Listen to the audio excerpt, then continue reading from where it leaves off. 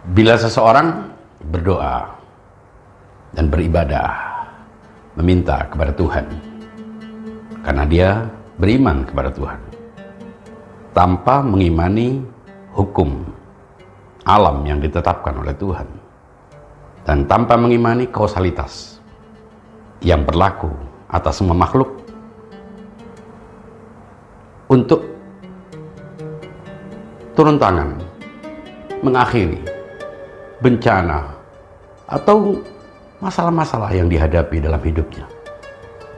Dan ketika bencana itu tak kunjung berakhir, dan masalah-masalah yang dihadapinya juga tetap datang silih berganti, maka dia menghadapi dua kemungkinan. Dia berusaha untuk menyalahkan dirinya. Mungkin dia merasa telah melakukan kesalahan-kesalahan yang membuat Tuhan kesal, sehingga Tuhan menunda penyelesaian masalahnya. Dan dia makin rajin beribadah, berdoa, meminta kepada Tuhan, sampai ketika masalah-masalah itu tetap juga tak teratasi dan bencana itu tetap saja terjadi, dia meyakinkan dirinya bahwa itu adalah kehendak Tuhan, itu adalah takdir.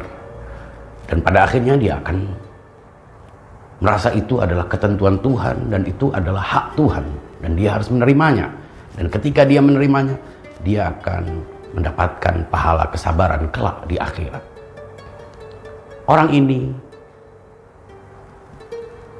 mendekam dalam fatalisme. Dia menghibur dirinya dengan dogma yang absurd.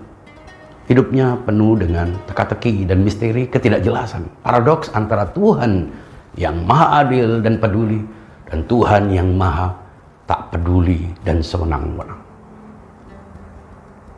Kemungkinan kedua, dia mulai mempertanyakan kepedulian Tuhan, kasih Tuhan. Dia mempertanyakan doktrin-doktrin yang selama ini diajarkan. Bahwa Tuhan maha peduli, bahwa Tuhan memberikan apa yang dimintanya.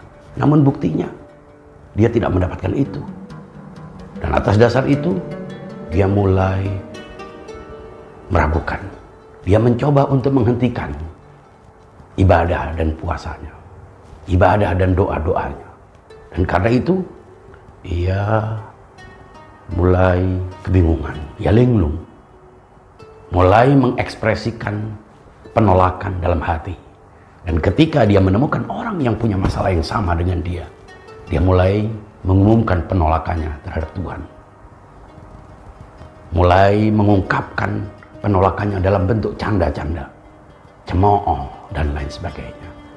Dia berpindah dari sebuah ajaran yang tidak jelas kepada sebuah ketidakjelasan yang lebih besar. Masalahnya tetap terjadi, bencana tetap melanda, dan dia hidup dalam absurdisme.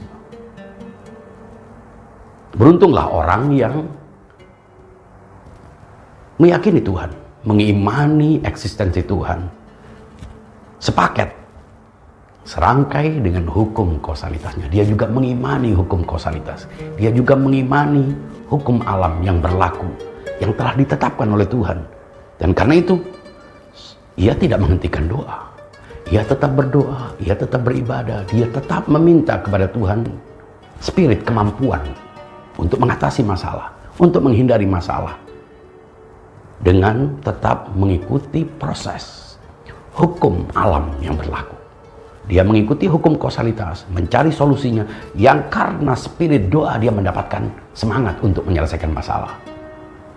Dia tidak perlu meninggalkan Tuhan, tapi juga tak perlu menunggu Tuhan untuk campur tangan, untuk turun tangan menggunting kausalitasnya. Inilah cara bertuhan dengan akal sehat. Jauh dari fatalisme, terhindar dari absurdisme.